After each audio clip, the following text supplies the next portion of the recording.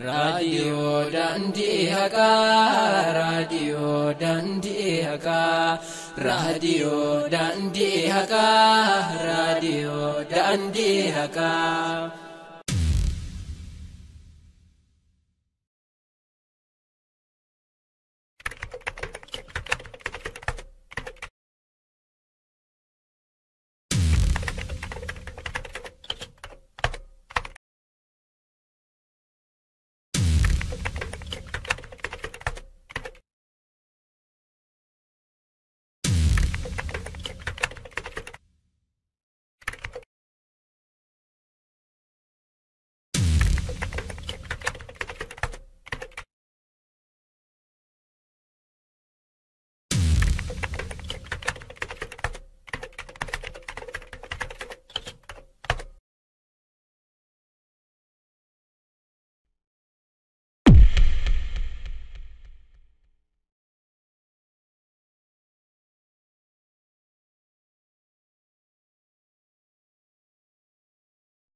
ውድና የተከበራችሁ አድማጮቻችን እንግዲህ በዛሬው ዕለት የአማርኛ ፕሮግራም ይዘን ብቅ ብለናል። በዛሬው ፕሮግራማችን አንድ ትልቅ አርዕስት ህዝባችን ልረዳው የሚገባ አርዕስትን እናነሳለን። ይህ አርዕስት ምንድነው? የራስን እድል በራስ መወሰን self determination ምን ማለት ነው? ይህ ነገር የራስን እድል መወሰን የሚለው በማህበረሰባችን ውስጥ በጣም ብዙ ጊዜ በፍራቻ አንዳንድ ቦታ ላይም ደግሞ በድንጋጤ የምታይ ነው። ይህ አርዕስት ራሱ ምንድነው ትርጉሙ? ታሪካዊ አመጣጡ እና ህጋዊ መሰረቱ ምን ይመስላልና ሌሎች ብዙ ጥያቄዎችን እንግዲህ ዛሬ ከዶክተር ጸጋዬ አራርሳ ጋር ነው እንግዲህ ቆይታ የምናደርገው። እንግዲህ እንደምታውቀው ዶክተር ጸጋዬ አራርሳ በኢትዮጵያ ፖለቲካ ውስጥና በህግ ዙሪያ ላይ በጣም ብዙ ቃለ መጠይቆችን በብዙ ሚዲያዎች ላይ ያደርጋሉ። በጣም ወሳኝና አይደፈሬ አጀንዳዎችን እያነሳ ይናገራል፣ ይተነትነዋል። እንግዲህ ሲናገርም ሳስተነትንም ማስረጃና መረጃን እየጠቆመ በእውቀት ላይ ተመስርቶ ያለውን ተጨባጭ ያገናዘበ ዶክተር ጸጋዬ እንግዲህ በዛሬው ፕሮግራማችን ይህንን self determination የሚለውን በብዙዎች ዘንድ የሚፈራና የሚደነገጥበት ጉዳይ ምንድነው?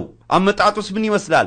ከኦሮሞ ህዝብ ጥያቄ ጋራ ምን አይነት ግንኙነት አለው? አሁን እየተደረገ ያለው የኦሮሞ ወጣቶች እንቅስቃሴና የኦሮሞ ህዝብ ንቅናቄ ከዚህ ጉዳይ ጋር ምን ይገናኛል? የተደበቀ አጀንዳ አለው ወይስ ይሄ አጀንዳ self determination የሚባለው አንዳንድ አካባቢዎች ላይ አንዳንድ ቡድኖች ሃይጃክ ተደርጎ የህዝብን ድምጽ በማፈን ወደ ሌላ አጀንዳ ቀየሩት እንደሚሉት ነው ወይስ የህዝብ ጥያቄ ነው? ይህንን ነገር እስቲ ዛሬ በግልጽ ለማየት እንሞክራለን። ለምን ይህ ጉዳይ ግልጽ መሆን አለበት ለሁሉም ማህበረሰብ። ዲሞክራሲያዊ ሀገር እንመሰረታለን ካልን ካሁኑ ነገራቶች ግልጽ ሊሆኑልን ይገባል እንጂ እንዲሁ በባዶ ፍራቻ እንዲሁ በባዶ ባልተያዘ ባልተጨበጠ ነገር ያለለ አዋራ ማስነሳት እንደፈለጉት ብቻ መሄድ መፈለግ ህዝብ ምን ይያለ ነው የህዝቡ ፍላጎት ምንድነው ብለው ሳያዳምጡ አረ ህዝቡ ይሄንን አይደለም ህዝቡ የሚፈልገው ይሄንን ነው ብለው የራሳቸውን ስሜት የህዝብ ስሜት ለማድረግ የሚጥሩ የትላንትና ዘመን ሰዎች ዛሬም እንዳሉ ያየን ነው። እንግዲህ በዚህ ዙሪያ ላይ እንግዲህ በአሁኑ ሰዓት ዶክተር ጸጋዬ አራርሳ ከአውስትራሊያ ከቢልቦርን ኦንላይን ይገኛል። እንግዲህ ቆይታችሁን እስከ መጨረሻ ከኛ ጋር እንድታደርጉ በአክብሮት እንጋብዛችኋለን። ይሄንን ፕሮግራም አዘጋጅቼ ማቀርብላችሁ እኔ ወንድማችሁ ሐምዛ ቦራና ነኝ። እንግዲህ ወደ እንግዳችን አመራችኋለሁ። ዶክተር ጸጋዬ አራርሳ እንግዲህ በአሁኑ ሰዓት እንግዲህ በአየር ላይ ይገኛሉ። ዶክተር ጸጋዬ እንዴት ናችሁ? ሰላም ናችሁ? እንኳን በሰላም መጣችሁ። ሰላም ሐምዛ፣ እንኳን ደህና ቆየኸኝ። አመሰግናለሁ ስለጋበዝከኝ። በጣም አመሰግናለሁ። እኔም ይሄ አጀንዳ ይሄ ጥያቄ በደንብ ግልጽ ሆኖ በማህበረሰባችን ውስጥ መታወቅ አለበት። ይህ ጥያቄ ይህ አርዕስት ግልጽ መሆን አለበት። ህጋዊ ይዘቱ ስለ self determination የራስን እድል በራስ መወሰን የሚለው ነገር በደንብ ግልጽ መሆን አለበት በሚለው አርዕስት ዙሪያ ላይ ይሄንን ጥያቄ አቅርቤልህ እሽታን በአጭር ጊዜው ስለሰጠኝ እኔም በአድማጮቼ ስም በጣም አመሰግናለሁ። አመሰግናለሁ ሐምዛ። ዶክተር እንግዲህ ከመግቢያው ጀምሬ ያነሳውት እንደሆነ ሲሰማኝ ነበር። እስቲ እንግዲህ ከመጀመሪያው ጥያቄና ወሳኙ ጥያቄ መሰረቱ የራስን እድል በራስ መወሰን self determination ማለት ምን ማለት ነው ከሚለው እንጀምር። እስቲ ታሪካዊ አመጣጡና ህጋዊ መሰረቱስ ምን ይመስላል? እሺ፣ በጣም ጥሩ ጥያቄ ነው። እንዳልከው ይሄ ሐሳብ ኢትዮጵያ ውስጥ እንደምታውቀው በጣም ህዝብን የሚያወያይ የሚያከራክር እንዲሁም እንዲፈራራ የሚያደርግ ርዕስ ነው። የራስን እድል በራስ መወሰን የምትደግፍ ከሆነ ከኢህአዴግ ጋር ትመደባለህ፣ የራስን እድል በራስ መወሰን የምትቃወም ከሆነ ከሌሎች የፖለቲካ ኃይሎች ጋር ትመደባለህ። እናም ይሄ ጥያቄ ግን በግልጽ መወያየት አለብን ብዬ አምናለሁኝ። እንደ መፈክር ብቻ መታየት የለበትም። አብዛኛው ሰው እንደ መፈክር ያየዋል፣ አብዛኛው ሰው እንደ ማስፈራሪያ ያየዋል። እና አሁን በቅርብ እንደምታስታውሰው ፊንፊኔ ከተማ ስሟ አዲስ አበባ ብቻ ከመሆን ይልቅ ፊንፊኔ ትባላለች ሲባል የሶማሊ ክልል ፕሬዚደንት የሆነው አብዲሌ ይሄ የሌሎችን የኢትዮጵያ ብሔር ብሔረሰቦች መብት የሚጻረር ስለሆነ ፊንፊኔ የምትባል ከሆነ እንደውም እኛ የመገንጠል ጥያቄ እናነሳለን በአንቀጽ 39 መሰረት የሚል ንግግር ተሰምቷል። ከሌሎች በኩልም እንደዚሁ ከሌሎች የኢትዮጵያ አንድነት እና የደጋፊዎች እና የፌደራሊዝምን የሚቃወሙ የፖለቲካ ኤሊቶች ሊቃን በቅርቡ ሲናገሩ የኦሮሞ እንቅስቃሴ ጥያቄው የራስን እድል በራስ የመወሰን ጥያቄ አይደለም፣ ነገር ግን የኦሮሞ አክቲቪስቶች እና የፖለቲከኞች በዚህ በህዝቡ ጥያቄ ላይ ተንተርሰው ይሄንን መብት ለማስገባት ይሞክራሉ። ይሄ የህዝብ ጥያቄ አይደለም፣ የህዝቡ ጥያቄ የፍትህ የሰብአዊ መብትና የዲሞክራሲ ጥያቄ ነው የሚል ክርክር ሲያነሱ ይደመጣል። ግን ማናቸውም ቢሆኑ እና ይሄን በማድረግ ደግሞ አሁን አብዲሌም ሆነ እነዚህ የኢትዮጵያ አንድነት ደጋፊ ነን የሚሉ የፖለቲካ ሊቃን ሁለቱም እያሉ ያሉት ይሄንን መብት ሲያነሱ እንደ ማስፈራሪያ መብት እያደረጉ ነው። ያኛው እገነጠላለሁ እኔ ያልኩትን ካልተቀበላችሁ እኔ እገነጠላለሁ እያለ ነው። ሌላኛው ደግሞ ይሄን ጥያቄ የሚያነሱ ሰዎችን መቃወም አለብን፣ ይሄን ጥያቄ የሚያነሱ ሰዎች የኢትዮጵያ ጠላት ናቸው ብለው ለማሰይጠን እየተጠቀሙበት ይገኛሉ። ነገር ግን ሪሊ የራስን እድል በራስ መወሰን ማለት ምን ማለት ነው? ከዲሞክራሲያዊ መብት ጋር አገርን በዲሞክራሲያዊ ስርዓት ከማስተዳደር ግዴታ ጋር እንዴትስ ይያያዛል የሚለው በግልጽ መታየት አለበት። ከዚህ አልፎ ምንድነው መብቱ ይዘቱ ምንድነው? ባለግዴታው ማን ነው? የዚህ መብት ተጠቃሚ ማን ነው? አተገባበሩና ስነ ስርዓቱስ ምን ይመስላል? እንዴት ይፈጸማል? ይተግበር ቢባል እንኳን የሚለውን አንስቶ መወያየት የሚያስፈልግ ይመስለኛል። እና ይሄን ካልኩ በኋላ በቀጥታ ምን ማለት ነው ለሚለው በተለያዩ የዓለም አቀፍ የሰብአዊ መብት ሰነዶች ውስጥና በምሁራን ትንተና ውስጥ ይሄ መብት ምን ማለት ነው ተብሎ ሲብራራ ምንድነው አንድ ህዝብ የራሱን ፍጻሜ ወይም ደግሞ መድረሻውን ዴስቲኒውን የሚወስንበት መብት ማለት ነው። አንድ ህዝብ የራሱን የመጨረሻ ህልም፣ የፖለቲካዊ ህልም፣ የኢኮኖሚያዊ ህልም የሚያስተካክልበትና ለዛ ህልሙና ፍጻሜው የሚበጀውን ነገር ለማድረግ ለውሳኔ የሚጠቀምበት መብት ነው ተብሎ የሚበየነው ማለት ነው። ስለዚህ የአንድ ህዝብ አንደኛ የህዝብ መብት ነው። አንድ ህዝብ የራሱን ኢኮኖሚያዊ ፖለቲካዊ ህይወቱን የሚያስተካክልበት በራሱ በማንም ተጽዕኖ ሳይሆን በራሱ የሚወስንበት እድል ማለት ነው። ይሄ አንዳንድ ጊዜ የአገሮች መብት ተደርጎ ይወሰዳል። አገሮች ነፃ የሆኑ በዓለም አቀፍ ህግ ዕውቅና የተሰጣቸው አገሮች ከሌሎች አገሮች ጫና ነፃ ሆነው እንዲኖሩ ለማድረግ ወይም ደግሞ በእነሱ አገራዊ የውስጥ ጉዳይ ማንም እንዳይገባባቸው ለማድረግ ወይም ደግሞ ሉዓላዊነታቸውን ማንም እንዳይደፍርባቸው ለማድረግ የሚጠቀሙት መብት ሆኖ ይገለጻል። በአንድ አገር የውስጥ ጉዳይ ማንም እንዳይገባ principle of non interference ማለት ነው። ማንም ጣልቃ እንዳይገባ። በአንድ አገር ሉዓላዊነት ላይ ማንም ጫና እንዳያሳድር principle of non domination። በአንድ አገር ላይ የራስን ጉዳይ በአገር ውስጥ ያለውን ሁኔታ በራስ ባለስልጣን በራስ ህዝብ ማስፈጸም፣ ይሄ ደግሞ exclusive jurisdiction የሚባለው ማለት ነው። እነዚህን የመፈጸም መብት ተደርጎም ይወሰዳል። ስለዚህ መብቱ በአንድ በኩል የአገሮች የሉዓላዊ አገሮች በዓለም አቀፍ ህግጋት ውስጥ ዕውቅና የተሰጣቸው የተባበሩት መንግስታት ድርጅት አባል የሆኑ አገሮች ያላቸው መብት ነው።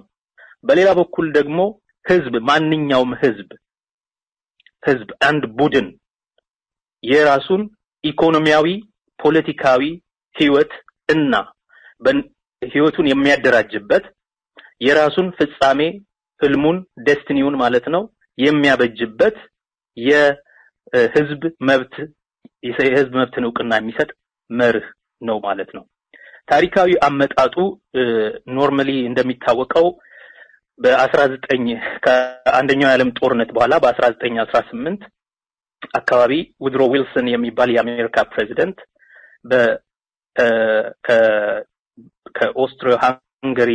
በኦስትሪያ ሃንጋሪና በኦቶማን ኢምፓየር ስር የነበሩ ግዛቶችና በእነሱ ስር ተጨቁነው የኖሩ ህዝቦችን ነፃ እንዲወጡ ለማድረግ ይልቁንም የአሜሪካ ባላንጣ የሆኑትን እነዚህ ትላልቅ ተስፋፊ መንግስታትን ለማፈራረስ ኢምፓየሮች ስለሆኑ እነዚህን ኢምፓየሮች ለማፈራረስ ይሄንን መርህ በተግባር እንዲውል ጠይቆ ነበር። ፕሪንሲፕል ኦፍ ሰልፍ ዲተርሚኔሽን ብሎ ማለት ነው።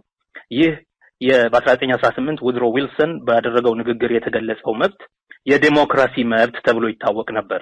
ህዝቦች ራሳቸውን በራሳቸው የማስተዳደር የፖለቲካ ፍጻሜያቸውን ማለት ዴስቲኒያቸውን የሚወስኑበት መብት ሆኖ እንዲገለጽ። ይሄ ምን ማለት ነው? በኦስትሪያ ሃንጋሪ ኢምፓየር ውስጥ ቼኮስሎቫኮች ነበሩ። ኦስትሪያ ራሷ ትልቋ ዋናዋ አኮሩ ሆናለች። ሌሎች የምስራቅ አውሮፓ ሀገሮች ሃንጋሪ የምስራቅ አውሮፓ ሀገሮች በአብዛኛው ቡልጋሪያ እነዚህ ሁሉ በእነሱ ስር ስለነበሩ እነዚህ ሀገሮች ነፃ በመውጣት እንዲወጡና ትልቁ ኢምፓየር እንዲፈራርስ በጦርነቱ ይባላንጣቸው የነበረው ማለት ነው። ይሄንን ተናግሮ ነበር። ነገር ግን በጥሩ ሁኔታ ሲያስቀምጠው ምንድነው አንድ ህዝብ ራሱን በራሱ በመረጣቸው ሰዎች ሊያስተዳድር ይገባዋል። አንድ ህዝብ ራሱን በራሱ ካላስተዳደረ የፍትህ ጉድለት ይፈጸማል። አንድ ህዝብ ራሱን በራሱ ካላስተዳደረ ይጨቆናል፣ ይበደላል፣ ቋንቋው ይታፈናል፣ ማንነቱ ይጎዳል፣ ይጠፋል፣ ባህሉ ይረሳል፣ ታሪኩ ይረሳል። ስለዚህ ለነዚህ ሁሉ አትኩሮት ሰጥቶ እንዲያሳድጋቸውና የዛን ህዝብ ህልምና ፍጻሜ በተግባር ላይ እንዲያውል ለማድረግ የራስን እድል በራስ መወሰን ማለትም ራስን በራስ በመረጣቸው ሰዎች ዲሞክራሲያዊ በሆነ ሁኔታ ማስተዳደር የሚል መርህ ነው ብሎ ገልጾት ነበር። በዚሁ ጊዜ በ1918 እንደዚሁ ሌኒን የራሻ አብዮት ከተቀጣጠለ በኋላ የራሻን ኢምፓየር ትልቁን ኢምፓየር ማለት ነው እሱን ለማፈራረስ ማለትም እነ ዩክሬን እነዚህ በሙሉ በራሻ ስር አሁን ራሱ ለብዙ በሶቪየት ዩኒየን ስር ኖረው ነፃ የወጡትን ሀገሮች ይልቁንም ግን እነ ፖላንድ በወቅቱ በፕራሻና በራሻ ነገስታት ስር ውለው የነበሩ እነ ፊንላንድ በወቅቱ በራሻ ኢምፓየር ስር የነበረ እና ሌሎች እነዚህ ኢስቶኒያ፣ ላትቪያና ሊቱዌኒያን የመሰሉትን እንደዚሁም አሁን ታዋቂዎቹ 12ቱ ከራሻ ሪፐብሊክ የተገነጠሉት ክልሎች አገሮች በሙሉ ነፃ የሚወጡበትን መንገድ ዕውቅና ለመስጠት እንዲሁም ያኔ የብሔር መብት ተብሎ በ1924 በስታሊን የብሔሮች መብት የራስን እድል በራስ መወሰን በሚል ዕውቅና ተሰጥቶት ነበር። ታሪካዊ አመጣጡ እነዚህ አካባቢ ላይ ይጀምራል። መሰረቱ ምንድነው? ለምንድነው ይሄ የተፈለገው በወቅቱ ሲባል በደል እየደረሰባቸው ያሉ ህዝቦችን ባህላቸው የተደበቀ፣ ታሪካቸው የተረሳ፣ ቋንቋቸው የታፈነ፣ ፖለቲካዊ ነፃነታቸው የተገደበ፣ ዜግነታቸው ያልተስተካከለ ህዝቦችን ዜግነታቸው የተደላደለ ሆኖ ሙሉ ዜግነት እንዲኖራቸው አገራቸውን ራሳቸው ማስተዳደር እንዲችሉ ቋንቋቸውን እንዲናገሩ እና እንዲያሳድጉ ታሪካቸውን እንዲጽፉና እንዲንከባከቡ ባህላቸውን እንዲገልጹ እንዲጠቀሙና እንዲያኖሩ ለማድረግ የሚያስችል መብት የራስን እድል በራስ መወሰን መብት ነው ተብሎ ተወሰነ። ፖለቲካዊ ግቡ የነበረውን ጨቋኝ ኢምፓየር ማፈራረስ ነው። ነገር ግን በውስጡ ደግሞ ያለው ይዘት እነዚህ ህዝቦች በፖለቲካ ራሳቸውን እንዲያስተዳድሩ በባህልና ቋንቋና ማንነታቸው እንዲጠበቅ ታሪካቸው እንዲጻፍ ከዛ ይልቅ መብትን የማስከበር መብት የሚባለው the right to have rights የሚባለው ነገር ሊፈጸም የሚችለው አንድ ህዝብ ዜጋ ከሆነ ነውና ዜግነታቸው የተሟላ ሆኖ እንዲከበር ለማድረግ ታስቦ ነበር። ከዚህ ባለፈ ይሄ ነገር በ1945 ሁለተኛው በዚህ ጊዜ ውስጥ ምን ሆነ? በአብዛኛው የራስን እድል በራስ መወሰን የሚባለው መብት ከመጀመሪያ የዓለም ጦርነት ፍጻሜ ከትሪቲ ኦፍ ቨርሳይ እስከ 1945 ድረስ አናሳ ቡድኖች በአንድ ሀገር ውስጥ ያሉ የአናሳ ቡድኖች መብት ሆኖ ተቆጥሮ ነበር። የተጨቆኑ የተበደሉ ቡድኖች ከትልቁ ከገዢያቸው ከጨቋኝ ሀገር ነፃ የሚወጡበት መንገድ ተደርጎ ወይም ደግሞ የራሳቸውን ክልል በራሳቸው እንዲያስተዳድሩ ኦቶኖሚ ተደርጎ ይወሰድ ነበር እና ይሄ ኦቶኖሚ ከተሰጣቸው ቋንቋቸውን ይናገራሉ፣ ራሳቸውን በራሳቸው ልሂቃን ያስተዳድራሉ፣ ባህላቸውን ይንከባከባሉ፣ ከምድር ገጽ ያለ መጥፋት መብታቸው ይጠበቃል፣ ይሄ ጂኖሳይድ አይፈጸምባቸውም ወዘተ ማለት ነው። ይሄን እያደረጉ እንዲኖሩ የአናሳ ቡድኖች መብት ሆኖ ከ1920ዎቹ እስከ 1945 ቀጥሏል። ነገር ግን ልክ ይሄንን መብት ተጠቅሞ ሂትለር በሁለተኛ ዓለም ጦርነት የራሱ ህዝብ የሆኑትን ሌላ አገሮች ውስጥ ያሉ ጀርመንኛ የሚናገሩትን ከራሱ ጋር ለመቀላቀል ይሄንን መብት የራስን ዕድል በራስ መወሰን መብት ስለተጠቀመ ከዛ በኋላ ባለው ዘመን የራስን ዕድል በራስ መወሰን የሚለው መብት እየተፈራ መጣ። ምክንያቱም በቼኮስሎቫኪያ ያሉ ሰደተንላንድ አካባቢ የሚኖሩ ጀርመንኛ የሚናገሩ ህዝቦች ወዲያው የጀርመን ግዛት ተደርገው ተወሰዱ። ሳር አካባቢ በኦስትሪያ ሙሉ በሙሉ የጀርመን ግዛት ተደርጋ ተወሰደች። አንድ ህዝብ ነን፣ ቋንቋ በመናምን እኛን ነው የሚመስሉት፣ ስለዚህ የራስን ዕድል በራስ በመወሰን መብት በሚለው ኦስትሪያ የጀርመን አካል ተደርጋ ተወሰደች። በጣም ብዙ በፈረንሳይ በኩልም በቤልጂየም በኩልም በተለያዩ አካባቢዎች ያሉ ጀርመንኛ የሚናገሩ ሰዎችን በሙሉ ከያሉበት ወደ ጀርመን ግዛት የማጠቃለል ስራን የሰራው ጀርመን የራስን ዕድል በራስ መወሰን የሚለው መብት በመጠቀም ነበር። ከዚህ የተነሳ ብዙ የፖለቲካ ምሁራን ብዙ የህግ ምሁራን ይሄ የራስን ዕድል በራስ መወሰን መብት የሚለው ነገር ጭራሽ አደገኛ ሊሆን ይችላል፣ ጣና ሊያመጣ ይችላል የሚል የጉልበተኛ ብትር ሊሆን ይችላል የሚል ስጋት ስለነበራቸው ትተውት ነበር። ልክ ጦርነቱ አልቆ በ1945 ቻርተሩ ሲጻፍ የተባበሩት መንግስታት ድርጅት ቻርተር ሲጻፍ አንቀጽ 2 ላይ ከተቀመጡት መርሆች አንዱ የህዝቦች ሁሉ የራስን ዕድል በራስ መወሰን መብት የሚል ነበር። ይልቁኑ ግን ያጠነጠነው ህዝቦች የሚለውን ቃል ሲተረጉሙ ያኔ ምን ይሉ ነበር? አገሮች፣ ሉዓላዊ የሆኑ አገሮች የራሳቸውን ዕድል በራስ የሚወስኑበት። ምን ማለት ነው? ጀርመኖች ኦስትሪያን፣ ቼኮስሎቫኪያን፣ ፖላንድን በፈለጉ ጊዜ እንደፈለጉ እየተጉመጠመጡ ሊያልፉ አይችሉም። እያንዳንዱ አገር ትንሽም ቢሆን ትልቅ እኩል ራሱን በራሱ የማስተዳደር ሌሎች ከሌሎች ጣልቃ ገብነት የመጠበቅ ባህሉን ቋንቋውንና ታሪኩን የመጻፍ የመናገር የመጠቀም ኢኮኖሚውን የማስተዳደር እንደዚህ የማድረግ መብት አለው። በዓለም አቀፍ ግንኙነቶችም ደግሞ በፍጹም ሉዓላዊነት የመኖር መብት አለው የሚል ግምገማ ላይ ይደረሳል። በዚህ መሰረት በቻርተሩ ውስጥ ዕውቅና ይሰጠዋል ይሄ መብት ማለት ነው። ነገር ግን በወቅቱ በ1945 አንድ የነበረው ችግር ምንድነው? ነፃ ያልሆኑ ህዝቦች ነበሩ። ከዓለም 1/5ኛው ክፍል በቅኝ ግዛት ይኖር ነበር።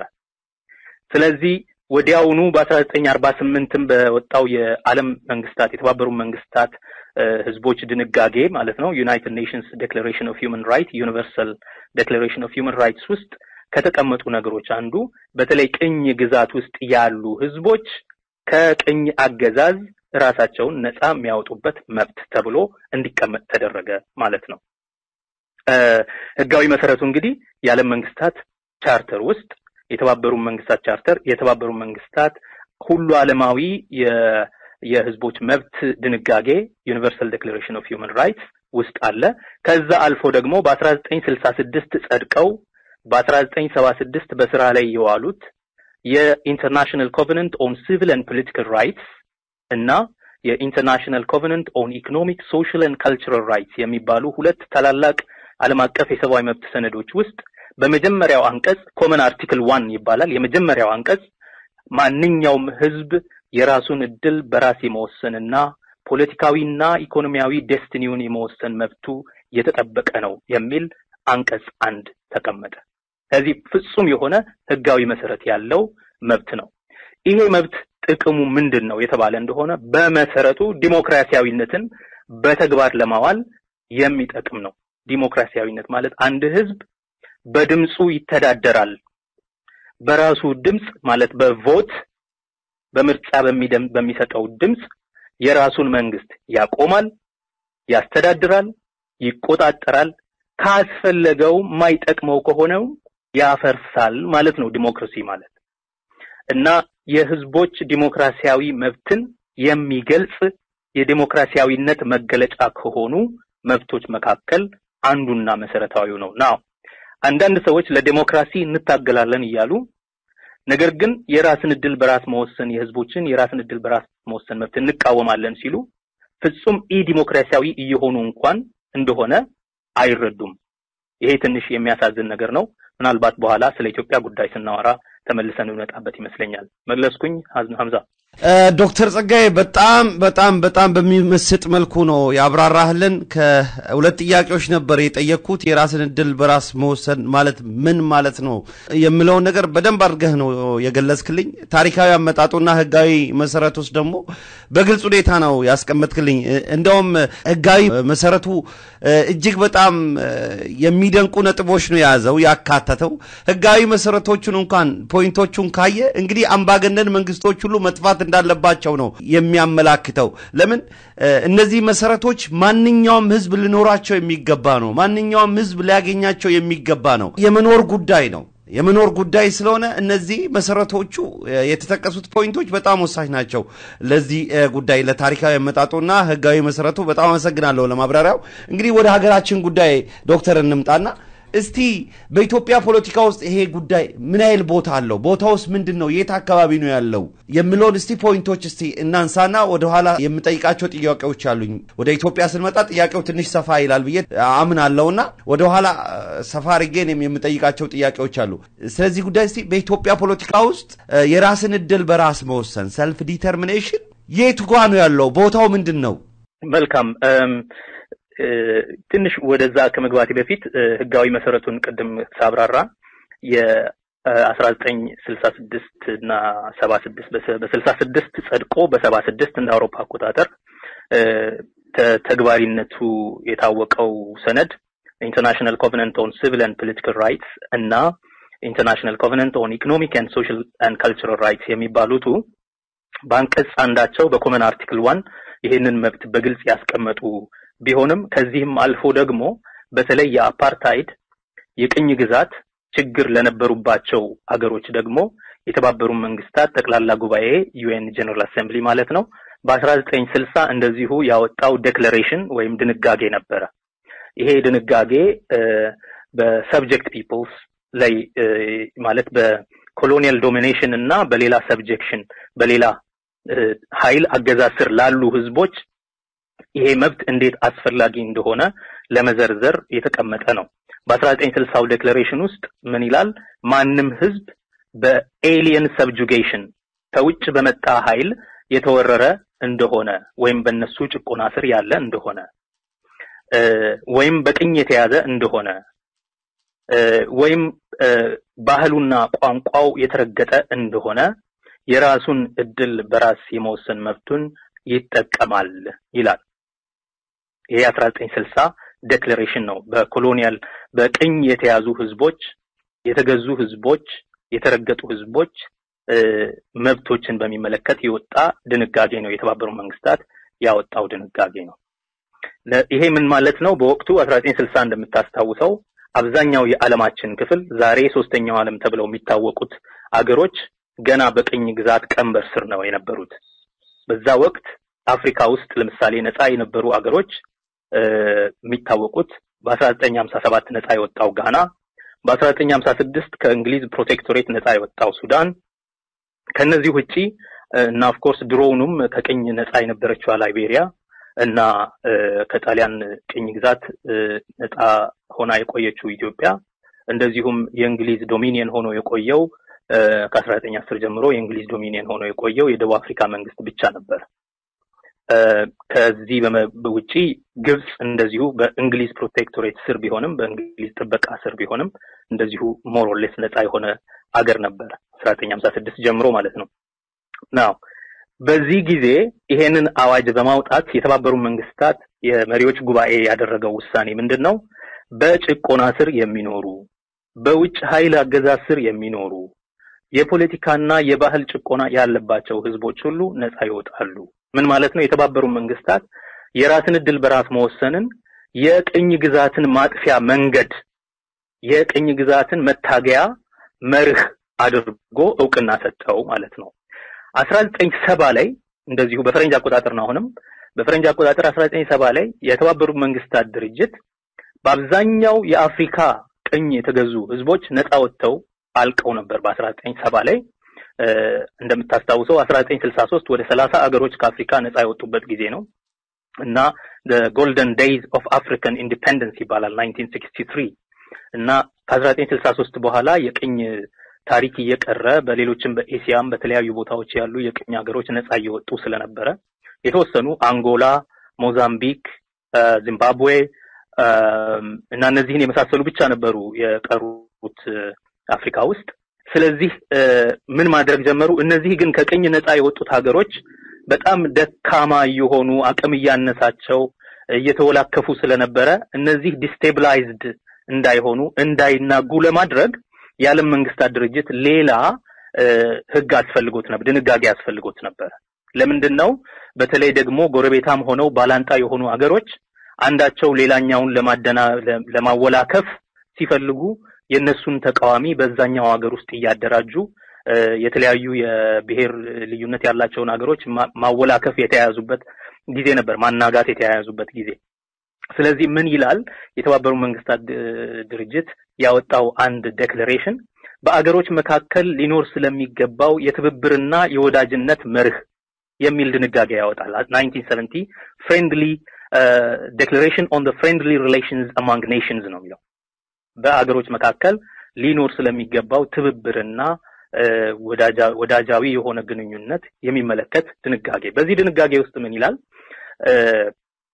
ሁሉም አገሮች የራስን ዕድል በራስ መወሰን መብታቸው አለ ማለት ይሄ ምን ማለት ነው አሁን ሉዓላዊነታቸው የተጠበቀ ከማንኛውም የውጭ ጣልቃ ገብነት የተጠበቁ የውስጥ ጉዳያቸውን በራሳቸው ብቻ የሚወስኑ አገሮች መብት ነው እንደማለት ነው እነዚህ አዳዲሶቹ አገሮች ይሄ ነገር ዕውቅና ሊሰጣቸው ይገባ ነበር ደካማ አገሮች ናቸው ገና በኢኮኖሚ ያልበለጸጉ አገሮች ናቸው ባላንጣዎቻቸው አሁንም ያዋክቧቸዋል ከወዲህ በተለይ የኢኮኖሚ አቅም ስላልነበራቸው ኢኮኖሚያቸው ደካማ ስለሆነ ፖለቲካቸውን የሚገድሉበት መንገድ የቀድሞ የቅኝ ባለስልጣናት በዚህ መንገድ ስለነበረ እነዚህን የፈረንጅ እጅ የቅኝ አዙር የእጅ አዙር ቅኝ አገዛዝ የሚባለው የፈረንጅ እጅ በኢኮኖሚ ውስጥ ስለነበረ ያንን ለማስቀረት ሲባል የራስን ዕድል በራስ መወሰን አሁንም ለነዚህ ለሶስተኛ ዓለም ሀገሮች ሲባል እንደገና ልዩ ድንጋጌ ያስፈልጎት ነበር አሁን ግን ምን አሉ እዛ ላይ ገደብ አስቀመጡለት የራስን ዕድል በራስ መወሰን እንዴት በምን አይነት ሁኔታ ሊተገበር እንደሚገባው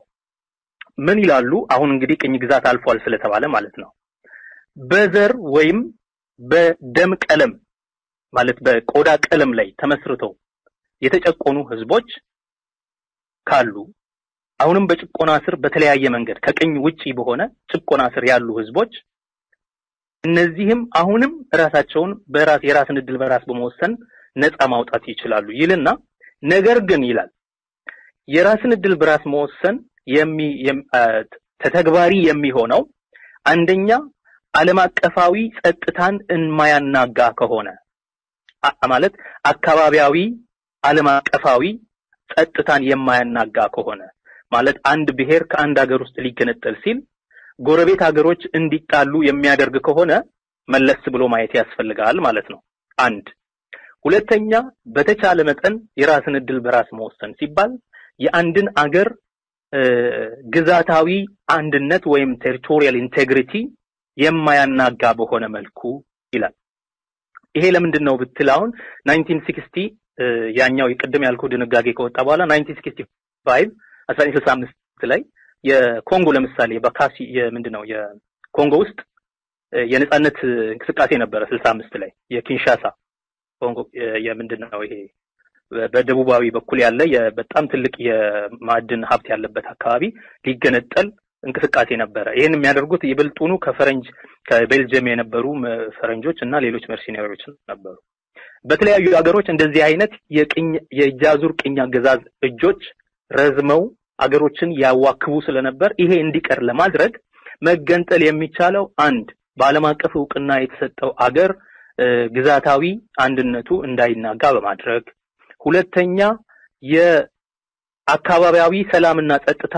እንዳይናጋ በማድረግ ሶስተኛ የህዝቡን ሰላም የህዝቡን ራሱን የማስተዳደር መብት በማያናጋ መልኩ ብቻ መሆን አለበት በሰላማዊ መንገድ መያዝ አለበት የሚል ድንጋጌ ነበር እና እስካሁን ያሉት እንግዲህ መብቶች አሁን የራስን ዕድል በራስ መወሰን መብት በሚመለከት ያሉ የህግ ሰነዶች እነዚህ ናቸው ማለት ነው።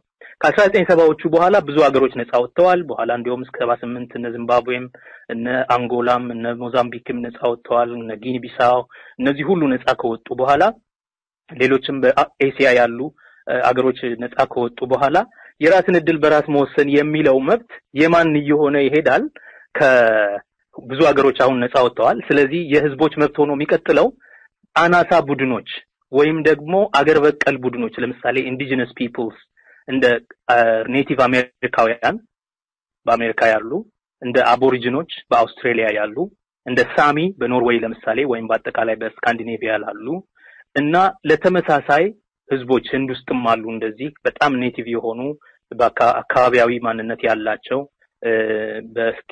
አሁን ከሚታወቀው ዘመናዊ ስልጣኔ ከመንገድ ከአውሮፕላን ከዘመናዊ አስተራረስ ወይም ንግድ ተነጥለው የሚኖሩ ማንንም መጥቶ እዛ ሀገር ላይ ራሱን ከመትከሉ ባንዲራ ከማቆሙ በፊት እዛው ላይ የነበሩ ሰዎች መብት ምክንያቱም አሁንም ተረግጠው የሚኖሩ ራሳቸውን ማስተዳደር የማይችሉ አገራቸው ላይ ያለውን ንብረት ማዕድን መጠቀም የማይችሉ ወይም ሀብት መጠቀም የማይችሉ ቋንቋ ባህላቸውና ታሪካቸውን መጻፍ የማይችሉ ህዝቦች ማለት አሁን ባለው ዘመን ነው የዓለም መንግስታት ድርጅት አረዳድ ማለት ነው። አሁን ባለው ዘመን እንደዚህ አይነት ህዝቦች ማን ናቸው? ኢንዲጂነስ ፒፕልስ ወይም አናሳ ቡድኖች የሚባሉ ናቸው። አናሳ ስንል ለምሳሌ ኩርዶች በቱርክ፣ ኩርዶች በኢራቅ፣ ኩርዶች በኢራን፣ ኦኬ ባስኮች በስፔን፣ ስኮቲሾች በዩናይትድ ኪንግደም፣ ኩቤኮች በአሜሪካ እነዚህ አናሳ የምትላቸው ናቸው። አናሳ ማለት ከጠቅላላው የአገሩ ፖፑሌሽን ውስጥ ህዝብ ውስጥ ትንሽ በቁጥር አነስ ያሉ ማለት ነው።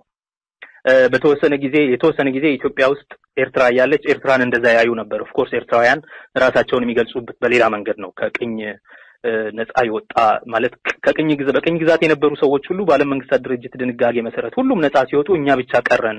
ከጣሊያን ነፃ መውጣት ሲገባን ጣሊያን ሲለቅ ነፃ መውጣት ሲገባን ወደ ኢትዮጵያ ተቀላቀልን እና ያው ቅኝ ገዢዎች እጅ ተቀያየሩብን እንጂ እኛ እዛው ነን የሚል የራሳቸው ትርክት አላቸው። ግን በአንድ ትልቅ አገር ውስጥ ቁጥራቸው ከጠቅላላው ህዝብ ጋር ሲወዳደር አነስተኛ የሆነ ግን የራሳቸው የቋንቋ የባህል የማንነት የታሪክ እና ኢኮኖሚ የራሳቸውን ሀብት በራሳቸው የመጠቀም ፖለቲካዊ መብታቸውን ደግሞ ራሳቸውን በማስተዳደር የራሳቸውን መሪዎች በመረጥ የሚተዳደሩ ነፃ ወይም አንጻራዊ ነፃነት ማለት ኦቶኖሚ የሚጠይቁ ከዛም አልፎ እስከ መገንጠል ድረስ መብት የሚጠይቁ ቡድኖች መብት ሆነ ማለት ነው።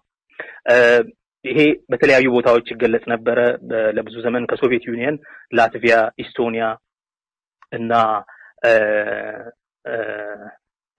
ሊትዌኒያ ለመገንጠል ይጠይቁ ነበር። 1991 ሶቪየት ህብረት ሲፈርስ እነሱ አውቶማቲካሊ በፍጥነት ነፃ ወጡ።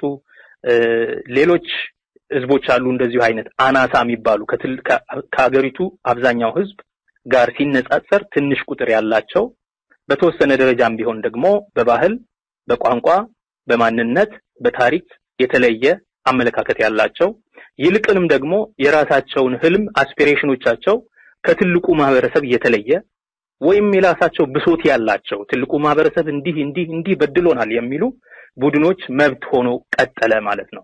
እንደምታስታውሰው በስኮትላንድ አሁን በቅርብ ሬፈረንደም ነበረ። በባስክ ብዙ ዘመን ጦርነት ነበረ። አሁንም የሬፈረንደም ጥያቄ አለ። በካታሎኒያ ስፔን በባርሴሎና አካባቢ ማለት ነው አሁን በቅርብ የክልሉ ምክር ቤት የሬፈረንደም ይካሄድልን ብሎ ጠይቆ የሀገሪቱ ፕሬዝዳንት አልፈቅድም ብሎ ወስኗል። እንደዚሁ ይላተማሉ በየጊዜው። ኩርድ እንደምታውቀው የሰሜን ኢራቅ ግዛት ሆኖ በአሜሪካኖቹ ለተወሰነ ጊዜ ነፃነት ኦቶኖመስ መንግስት ሆኖ ቆይቷል። የተለያዩ የቱርክ ኩርድ ያው እንደተጨቆነ ነው የሚኖረው። እንደምታውቀው ብዙ የነፃነት ትግል እንቅስቃሴ የነበረበት አካባቢ ነው። የነዚህ ቡድኖች መብት ተደርጎ ይወሰዳል። በሌላ በኩል እነዚህ ደግሞ ኔቲቮቹ ቅድም የጠቀስኳቸው አቦሪጂንስ፣ ኔቲቭ አሜሪካንስ፣ ሳሚ በኖርዝ አሜሪካ በተለይም በካናዳ የሚገኙ አንዊ የተለያዩ ህዝቦች እና በአውስትራሊያ ወደ 200 የሚጠጉ ብሔሮች 200 nations indigenous nations ማለት ነው የእንግሊዝ መንግስት እዚህ መጥቶ ከመስፈሩና ይሄን የሰፋሪ ቅኝ ገዢ መንግስት ከማቆሙ በፊት እዚህ ሲኖሩ የነበሩ ከ60,000 ዓመት በላይ እዚህ ምድር ላይ ኖረናል የሚሉ ታሪካቸውን የሚቆጥሩ አሁን ግን በጣም አልቀው ተፈጅተው ወደ 300,000 ነው እስከ 600,000 ብቻ ይደርሳሉ የሚባሉ ህዝቦች አሉ። የነዚህ ሰዎች መብት ሆኖ ይገለጻልና እንደምታውቀው በ2007 ላይ በ1993 የተባበሩት መንግስታት ዲክሌሬሽን ኦን ዘ ራይትስ ኦፍ ኤትኒክ ናሽናል ማይኖሪቲስ የሚል ድንጋጌ አውጥቶ ነበረ። ቅድም ያልኩህን አይነት አናሳ ቡድኖች መብት የሚያስጠብቅ ማለት ነው። በ2007 ደግሞ የዓለም አገር በቀል ነዋሪ ህዝቦች ቀዳሚ ነዋሪ ህዝቦች ኔቲቭ የሆኑ ማለት ኢንዲጂነስ ነዋሪ ህዝቦች መብትን የሚደነግገው ድንጋጌ ጸድቆ በስራ ላይ አለ። አብዛኞቹ ሴትለር ኮሎኒያል የሰፋሪ ቅኝ ገዢ ሀገሮች ላይክ ካናዳ፣ ዩናይትድ ስቴትስ፣ አውስትራሊያ እነዚህ ሀገሮች አልፈረሙም። ምክንያቱም እነዚህን መብቶች ዕውቅና ከሰጡ እነሱ ሀገሮቹን የመልቀቅ ግዴታ ይመጣብናል ብለው ስላሉ ያልፈረሙት። ነገር ግን አብዛኛው የዓለም ህዝብ የፈረመውና በተግባር ላይ እየዋለው ያለ በተለይ በላቲን አሜሪካ በህገ መንግስት ደረጃ ዕውቅና ሰጥተዋቸው ህዝቦቹ ራሳቸውን የሚያስተዳድሩበት መንገድ ያለው ሁኔታ አለ። ይሄንን ማነሳው ለምንድን ነው? ህጋዊ መሰረቱን በደንብ አድርገን እንድናውቀው ስለፈለኩኝ ነው። በኢትዮጵያ ውስጥ ያለው ሚና ምንድነው? ይሄ ነገር የራስን ዕድል በራስ መወሰን በኢትዮጵያ ፖለቲካ ውስጥ ቦታው ምንድነው የተባለ እንደሆነ እንደሚታወቀው ይሄ መብት ይሄ ቋንቋ የራስን ዕድል በራስ መወሰን መብት የሚለው ቋንቋ ወደ ኢትዮጵያ ፖለቲካ ውስጥ መግባት የጀመረው በ1960ዎቹ ከተማሪው እንቅስቃሴ ጋር ተያይዞ ነው። በ1960ዎቹ ከተማሪው እንቅስቃሴ ጋር ተያይዞ ይሄ ቋንቋ መነሳት ሲጀምር በሁለት ምክንያት ነው። አንደኛ የአገሩ አመሰራረት አንዳንዶችን ዜጎች አንዳንዶችን ባሮች አድርጎ ነው የተቋቋመው። በ1900 አካባቢ የተጠናቀቀው የአገር ግንባታ የተስፋፊነት ስርዓት ኢትዮጵያን ዘመናዊ መንግስት የማቆም ስነ ስርዓት ሲጠናቀቅ በ1900 ያጠናቀቀበት መንገድ የአቢሲኒያን ኢምፓየር በማስፋፋት በሌሎች አቢሲኒያውያን ባልሆኑ ኢትዮጵያውያን ላይ ራሱን በመጫን አገር ማቅናት በሚል ፖሊሲ ልክ እነዚህ አቢሲኒያውያን ያልሆኑ ህዝቦች ለምሳሌ ኦሮሞ ወይም የደቡብ ብሔር አሁን ዛሬ ደቡብ የሚባለው ክልል ውስጥ ያሉ ወደ 62 የሚጠጉ ብሔረሰቦችና ህዝቦች እንደዚሁም በአፋር፣ በጋምቤላ፣ በቤኒሻንጉል ጉሙዝ፣ በሐራር፣ በሶማሊያ አሁን ኦጋዴን በሚባለው አካባቢ ያሉ ህዝቦችን በሙሉ በእነሱ ላይ ጫና በማሳደር የተፈጠረ መንግስት ነው። ያ መንግስት በውስጡ የዜግነት እኩልነትን አልፈጠረም። ግዛቱን ወደ ራሱ ካካተተ በኋላ ህዝቦቹን ግን የራሱ አድርጎ አልተቀበለም። ሲስፋፋም ልክ እነሱ የሚኖሩበት መሬት ምንም ያልሆነ መሬት እንደሆነ ማንም ያልሰፈረበት መሬት እንደሆነ ስለዚህ ሄደው ሊሰፈርበት የሚገባ ያልቀና መሬት እንደሆነ ስለዚህ ማቅናት ያለብን ጠፍ መሬት እንደሆነ ባዶ እንደሆነ እና ስለዚህ እኛ ሄደን እግዚአብሔር በሰጠን ቸርነት ባለን ድፍረትና የጦርነት አቅም ሄደን ሰፍረንበት የምናቀናው አገር በሚል መርህ የተዘመተበት ነው። ይልቁንም ደግሞ የባህር በር የተፈጥሮ መብታችን ነው። ሌሎች አውሮፓውያን እዚህ አካባቢ መጥተው አገር መሬት ሲይዙ እኛ እዚህ ቁጭ ብለን አናያቸውም። እኛም የራሳችንን ያህል እስቢቻል እስከ ሌክ ቪክቶሪያ ድረስ መስፋፋት አለብን፣ እስከ ሌክ ኒያሳ ድረስ ይሄ ሚኒሊክ አነጋገር ነው በነገራችን ላይ የሚሉ ከዛም በፊት በቴዎድሮስ ለምሳሌ እኔን ባሪያውን ከትቢያ አንስቶ ኢየሩሳሌምን ከቱርክ ኢትዮጵያን ከጋላ ነፃ እንዳወጣ ሾመኝ ቀባኝ የሚል ንጉስ ያለበት ሀገር ነው። ስለዚህ ዘመናዊት ኢትዮጵያ በሌሎች ህዝቦች ላይ የኃይል ተግባር ቫዮለንስ በመፈጸም የተመሰረተች የመንግስት ስርዓት ነች።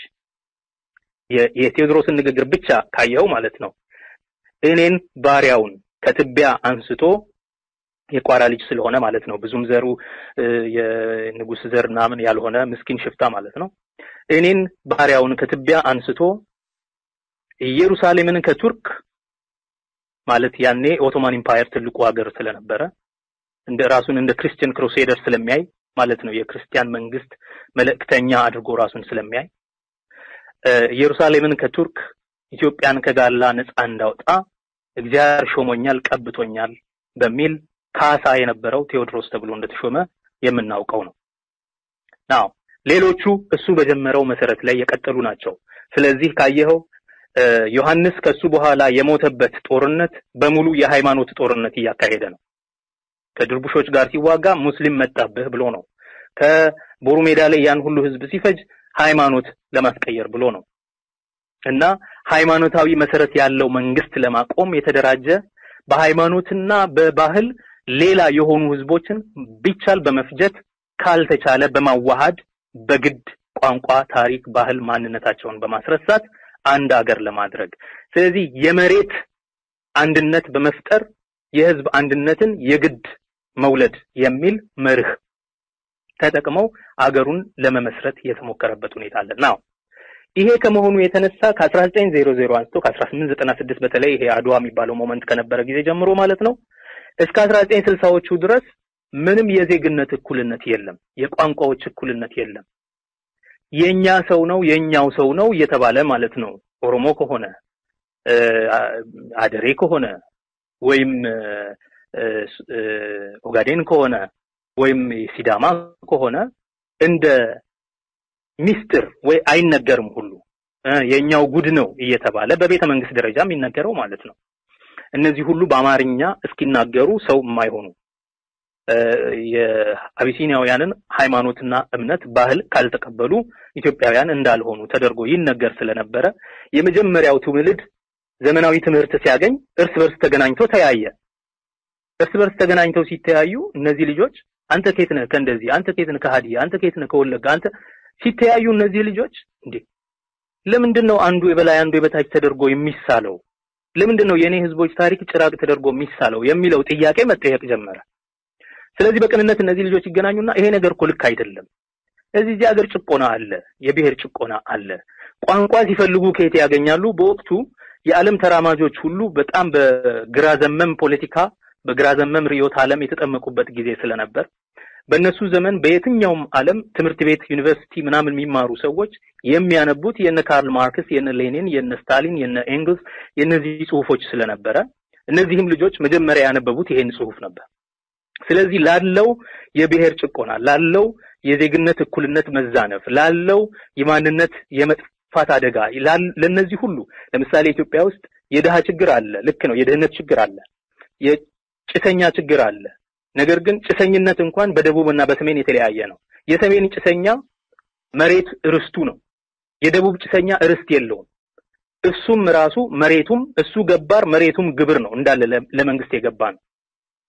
እና ይሄንን ሲያዩ ይሄ ነገር በትክክል መገለጽ የሚችለው በብሔር ጥያቄ መልክ ከተቀመጠ ነው በሚል የብሔር ብሔረሰቦች ጥያቄ በሚል ያስቀምጡታል።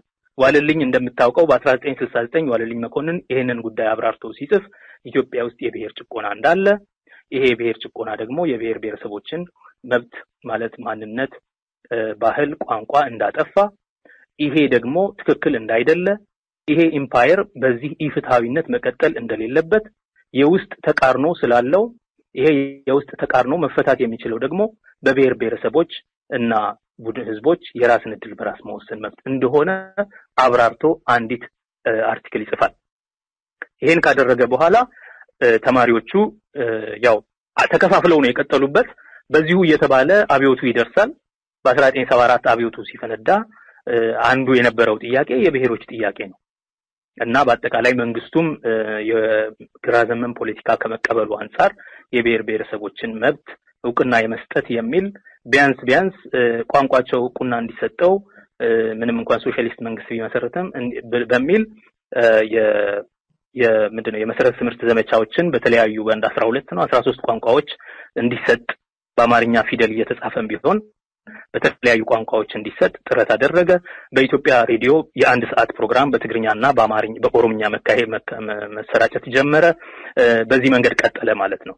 ከዚህ አንፃር ረጅም ጊዜ የኖረ የኢትዮጵያ ፖለቲካ ከኢምፓየሩን የመቃወም ፖለቲካ ውስጥ ትልቅ ቦታ ያለው ጥያቄ ነው የራስን እድል በራስ የመወሰን መብት ጥያቄ። ከዚህ ጋር አንዱ ኢትዮጵያ ውስጥ ትልቅ ጥያቄ የነበረው የመደብ ጥያቄ ነው። ማለትም የብዙ ጭቁኖች የብዙ ምንዱባን ሀገር እና የጥቂት ገዢ መደቦች ሀገር ሆኖ ይታይ ስለነበረ በድሆችና በሀብታሞች በገዢ መደብ ሀብታም አካላትና ባለመሬት ይዞታዎችና ምስኪን ገበሬዎች መካከል ያለው ግንኙነት ካልተፈታ የዚህ ሀገር ፍትሃዊ የሆነ ፖለቲካ ሊኖር አይችልም በሚል የጭቁኖች ትግል ነበረ። የመሬት ጥያቄ በተለይ ደግሞ የድሃ እና የሀብት በድሃና በሀብታም መካከል ያለውን የሀብት ክፍፍል ለማስተካከል እንዲቻል አንዱ ትልቁ ጥያቄ የመሬት ጥያቄ ነበር። እንደምታስታውሰው ተማሪዎቹ የመሬት ላራሹ የሚል መፈክር ይዘው ሰልፍ እየወጡ መንግስቱን ይሞግቱ ነበር። መሬት ለአራሹ፣ መሬት ለባለቤቱ ይመለስ የሚል ማለት ነው። እና አንደኛው ጥያቄ እሱ ነበረ። ሁለተኛው ጥያቄ የብሔር ጥያቄ ነው። አንደኛው ጥያቄ የማህበረሰባዊ የሀብት ክፍፍል ወይም የሶሻል ጀስቲስ ጥያቄ፣ የሪዲስትሪቢዩሽን ጥያቄ፣ የሀብት ክፍፍል ጥያቄ ሲሆን ሁለተኛው ጥያቄ ደግሞ የሬኮግኒሽን የባህል ዕውቅና የማግኘት መብት ጥያቄ ሆኖ ቀጠለ ማለት ነው። ሌሎች ጥያቄዎች የሉም ማለት አይደለም። የጾታ እኩልነት ጥያቄ አለ፣ የሃይማኖት እኩልነት ጥያቄ አለ፣ የተለያዩ አናሳ ቡድኖች ጥያቄዎች አሉ ማለት ፋቂ፣ ቀጥቃጭ፣ አንጥረኛ ምን እየተባለ የሚወቀሱ ሰዎች ሌላ ስትራታ በማህበረሰብ ውስጥ ያለ ጥያቄ አለ። እነዚህ ጥያቄዎች እንዳሉ ሆነው ዋናዎቹ ሁለት ጥያቄዎች ግን የሪዲስትሪቢዩሽን ጥያቄ፣ የመሬት ክፍፍል የሀብት ክፍፍል ጥያቄ። መሬት ኢምፖርታንት ነው ምክንያቱም ዋናው የምርት መሳሪያ ነበርና በኢትዮጵያ ፖለቲካ ውስጥ በኢትዮጵያ ኢኮኖሚ ውስጥ እና ሁለተኛው የሬኮግኒሽን ማለትም የባህል የማንነት የቋንቋ የታሪክ ጥያቄ። ይሄኛው ሁለተኛው ጥያቄ የዜግነት እኩልነት ጥያቄም ነው። በባህልህ በቋንቋህ በሃይማኖትህ በእምነትህ በማንነትህ ምክንያት ስትናቅ ኖርማሊ ሌሎች ዜጎች ያላቸውን መብት አታገኝም። ስለዚህ መሰረታዊ መብት ለማግኘት ወደ ራስን ዕድል በራስ ወደ መወሰን መብት ትሄዳለህ። በዛ ሀገር ውስጥ የዜግነት ቦታህን እንድትወስንም መጀመሪያ ራስህ መወሰን ይገባሃል ማለት ነው። ከዛ በኋላ ነው ወደህና ፈቅደህ በውሳኔ መሰረት የዛ ሀገር አባል የምትሆነው ወደሚለው ስለተኬደ ሁለቱ ጥያቄዎች ዋና ሆነው ገነው ወጡ በተማሪው እንቅስቃሴ ወቅት ማለት ነው። የምን ጥያቄ ማለት ነው? የሀብት ክፍፍል ጥያቄ ዌልዝ ሪዲስትሪቢዩሽን መሬት ላራሹ እና የማንነት ዕውቅና የማግኘት ጥያቄ የካልቸራል አይደንቲቲ ሬኮግኒሽን ጥያቄ ማለት ነው። የመጀመሪያው ጥያቄ መሬትን በመውረስ መሬትን ለአራሹ ለማድረግ በሚል ኦፍ ኮርስ የመንግስት በማድረግ ለመመለስ ተሞከረ። ሁለተኛው ጥያቄ ግን ይሄ የመብትን ምንድነው የዕውቅና የማግኘት ጥያቄ በጣም በጥቂቱ ብቻ እንደ ጀስቸር ተደርጎለት ግን ምንም ሳይጠየቅ እንዲሁም እየታፈነ ሄደ። ስለዚህ እስከ 1991 ድረስ ደግሞ ሌላ መዋጊያ ርዕስ ሆኖ ቲፒኤልኤፍ እንደምታውቀው የህወሓት የሚባለው ማለት ነው አሁን በስልጣን ላይ ያለው ቡድን በትግራይ ጦርነት እያካሄደ፣ ኤርትራ ኢፒኤልኤፍ እንደዚሁ ጦርነት እያካሄደ፣ በኦሮሚያ ውስጥ ኦኤልኤፍ ጦርነት እያካሄደ፣ በኦጋዴን የኦጋዴን ነጻ አውጪ ግንባር ጦርነት እያካሄደ፣ በተለያዩ አካባቢዎች በግልጽ በሲዳማ እንደዚሁ የሲዳማ አርነት ንቅናቄ በተለያዩ አካባቢዎች የተለያዩ ቡድኖች በጋምቤላ ሳይቀር ማለት ነው በጋምቤላ በቤንሻንጉል በአፋር በተለያዩ አካባቢዎች ድርጅቶች በህውም ይሁን በግልጽ የብሔር ጥያቄ የማንነት ዕውቅና የማግኘት ጥያቄ ያነሱ በአንዳንዶቹ በትጥቅ አንዳንዶቹ በፖለቲካ በተለያየ መንገድ ሲታገሉ እንደቆዩ ይታወቃል። ከዚህ በኋላ ነው በ1991 የኢትዮጵያ መንግስት በፈረንጅ አቆጣጠር ማለት ነው ሲፈርስ እነዚህ ቡድኖች እንደገና ይሄን እስካሁን ወደ ታች ተይዞ የነበረውን የማንነት ዕውቅና የማግኘት ጥያቄ ማለትም ሬኮግኒሽን ጥያቄ የራስን ዕድል በራስ በመወሰን መብት በሚል እንደገና ወደ ፖለቲካው ቴብል አመጡት ማለት ነው። እና ይሄው እስከዛሬ ድረስ አለ። ከዛ በኋላ በህገ መንግስት ውስጥ ቦታ ተሰጥቶታል። እስከዛሬ ድረስ ሰዎች ይሄንኑ ጥያቄ ለማስመለስ ይታገላሉ። አንዴ ሽብርተኛ ይባላሉ፣ ከሀገር ይሳደዳሉ፣ አንዴ ጠባብ ይባላሉ፣ ይመታሉ፣ ጦርነቶች ይካሄዳሉ በኦጋዴን በኦሮሚያ በተለያዩ አካባቢዎች። ከዚህ አልፎ ደግሞ በጣም ብዙ ቡድኖች አናሳ ቡድኖች በጣም ብዙ ኢትዮጵያ ህዝብ የማያውቃቸው በስም እንኳን ቡድኖች የራስን የማንነት ጥያቄ የራስ ዞን የራስ የመተዳደር መብት የሚል ጥያቄዎች በዚሁ መርህ ላይ ተመስርተው ያነሳሉ። አሁን ሰሞኑን በመተከል አካባቢ በሶስት ወረዳዎች ውስጥ የሚኖሩ ኦሮሞዎች እኛ ኦሮሞዎች ነን እንጂ ቤንሻንጉል ጉሙዝ ልንካተት አይገባም፣ በዚህ ክልል ውስጥ መብታችን ተጥሷል ተዘንግቷል የሚል ጥያቄ ለሃውስ ኦፍ ለፌዴሬሽን ምክር ቤት ሲያቀርቡ ታያለ። በተለያዩ አሁን ላለፉት 20 ዓመታት እኔ የህገ መንግስት ተማሪ ነኝ። በፌዴሬሽን ምክር ቤት ውስጥ የሚቀርቡ የማንነት ጥያቄዎች በየአይነቱ አሉ። አሁን በቅርብ የዛሬ ዓመት ያየነው የኮንሶ ህዝብ የራሱን ዕድል በራስ የመወሰን መብት ራሱን በራሱ ለመተዳደር መብት እንደ ሰገን ዞን ሳይሆን እንደ ኮንሶ ልዩ ወረዳ የመተዳደር መብት እናስታውሳለን። ብዙ ደም መፋሰስ የተካሄደበት ነው። ብዙ ተቃውሞ የተከሰተበት ነው። ብዙ ሰው የተጨፈጨፈበት ነው እና እንደዚህ አይነት ጥያቄዎች በስፋት አሉ። ጋሞ ጎፋ ለመገንጠል ይፈልጋል ከደቡብ ክልል። ጎፋዎች ደግሞ ከጋሞ ራሱ ተጨቁነናል ስለሚሉ ነፃ መሆን ይፈልጋሉ። ዶንጋ ከከምባታ መገንጠል ይፈልጋል። የተለያዩ በጣም ብዙ ብሔር ብሔረሰቦች የራሳቸው መብት በራስ መወሰን መብት የሚለውን በመጠቀም ጥያቄያቸውን ሲያነሱ ይሰማል። በትግራይ ሳሆ የሚባል ብሔር ግሩፕ ማለትም ምንድነው ኢሮብ ያሉ ማለት ነው። እነሱ ቋንቋችን የኩሽ ቋንቋ ስለሆነ የመጻፍ መብታችን ይፈቀድልን፣ የራሳችን ወረዳ ይኑረን ብለው ጥያቄ ሲያቀርቡ ነበር። በኩናማ እንደዚሁ በትግራይ ኩናማዎች እንዲያቀርቡ ነበር። አሁን ሰሞኑን ራያ ራዩማ በሚል ከትግራይ ክልል ነፃ ሆነው እንደ ኦሮሞነታቸው ዕውቅና እንዲሰጣቸው ጥያቄ ሲያቀርቡ ይታያል። የቆየነው የራያ ጥያቄ የወልቃይትን የምታስታውሰው ነው። አሁን በቅርብ በጣም ብዙ ሚዲያ ከቨሬጅ ያገኘ ነው። የቅማንት ህዝቦች ጎንደር አካባቢ ሰሜን ጎንደር ውስጥ ያነሱት ጥያቄ አለ። የአገው ህዝብ እንደዚሁ ያቀረበው የራስን ዕድል በራስ የመወሰን ጥያቄ አለ። በተለያዩ አካባቢዎች በጣም ብዙ ጥያቄዎች በስፋት ይታያሉ።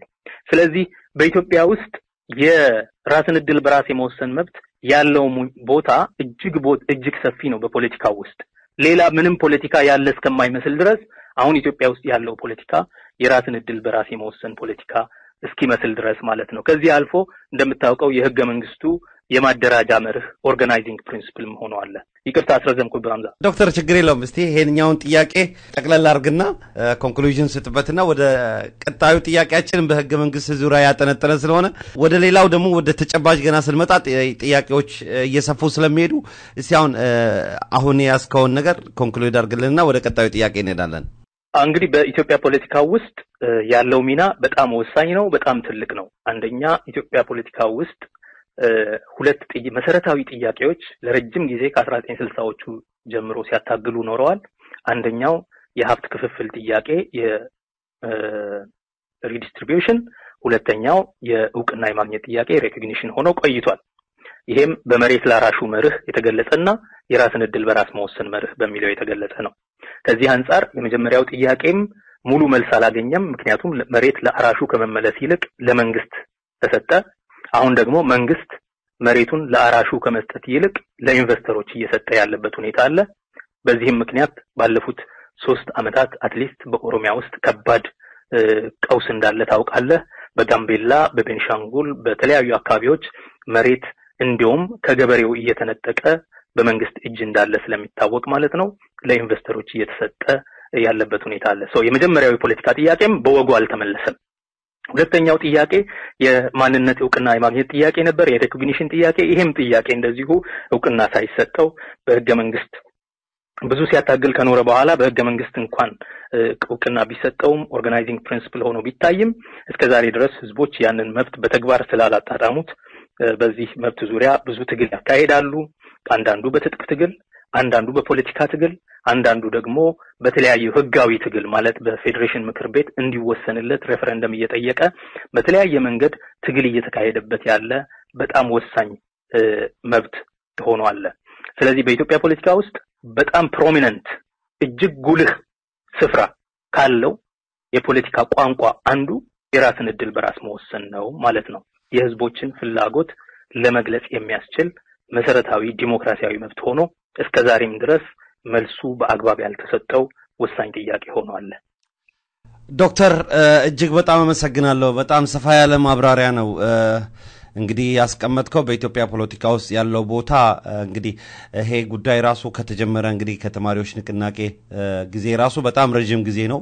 በዚህ ጊዜያቶች ውስጥ በጣም ብዙ ነገራቶች እንዳለፉ ነው የጠቃቀስካቸው። አሁንም ደግሞ እየተነሱ ያሉ ጥያቄዎች አሉ። እንግዲህ ሰሞኑንም በየተለያዩ ሚዲያዎች እየተነሱ ያሉ ፖይንቶች አሉ። ለዚህ ሁሉ መነሻው እንግዲህ አሁን የመጣው የፌደራሊዝም ስርዓትና በህገ መንግስት ደረጃ ይሄንን ነገር ወያኔ ራሱ ማስቀመጡ ህዝብን ኢትዮጵያን የምትባል ሀገር ለመታተን የመጣ ነገር ነውና የአንድነት ጎራዎች ይሄንን ነገር በጣም አድርገው ነው እየተቃወሙት ያሉት ለምን አሁን በየቦታው እየተነሱ ያሉት የማንነት ጉዳዮች አሉ የራስን እድል የራሳቸውን እድል በራሳቸው ለመወሰን ይሄው የተቃቀስካቸው በደቡብም በሰሜንም እንዲሁም ደግሞ በኦሮሚያም በብዙ ቦታዎች እነዚህ ጥያቄዎች እየተነሱ ነው ያሉትና ለነዚህ ጥያቄዎች መነሻዎች በአጠቃላይ አሁን ያለው ስርዓት ነው ብለው የአንድነት ግሩፖች ይሄንን ነገር በጣም ኮንነው ነው እየተናገሩ ያሉት ሰሞኑን በጣም ይሄ ነገር አያስፈልግም ለዚህ መነሻ ራሱ እነሱ ናቸው እና ኢትዮጵያን ማዳን የሚቻለው በአንድነት አንድ ኢትዮጵያ አንድ ቋንቋ የሚል አይነት ወግ ያዘ የድሮ የትላንትና አይነት አሳሰብ ለማራመድ የሚፈልጉበት ሁኔታ አለ እሱ ራሱ የራሱ የሆነ ቦታ አለውና እስቲ ቆይ የራስን እድል በራስ መወሰን የሚለው በህገ መንግስቱ ውስጥ የተቀመጠው መብትስ ምን ይመስላል በኢትዮጵያ ህገ መንግስት እንግዲህ ዶክተር ጸጋዬ አራርሳ የህገ መንግስት ተማሪ ነበርክ እንዲሁም በጣም ሪሰርችም የጻፍክበት ነውና በህገ መንግስት ውስጥ የተቀመጠው መብትስ ምንድነው የሚመስለው ይዘቱስ ምንድነው የራስን እድል በራስ መወሰን self determination መልካም ፌደራሊዝምን አያይዘው እንግዲህ ይሄ መብት ነው ኢትዮጵያን አንድነት የጎዳ ያለው ሀገሪቷን ሊያፈራርስ ነው ይሄ ደግሞ የተጀመረው በህወሓት ስልጣን ከያዘ ጀምሮ ነው ይሄ ነገር ደግሞ ለዚህ ነገር ምክንያት የሆነው የፌደራል አስተዳደር መዋቀሩ ነው የሚል ስሞታ አብዛኛው የአንድነት ኃይሎች ተብለው ከሚታወቁ ወገኖች ይሰማል አንዳንዶቹ እንዲሁም ህዝቡን የከፋፈለው ህወሓት ነው እንጂ ህዝቡ ድሮ በአንድነት ይኖር ነበር ተዋልዷል ተጋብቷል አንድ ባህል ነው ያለው አንዳንዴ ቋንቋ ልዩነት አለ እንጂ ሌላ ነገር የለውም የሚል ስም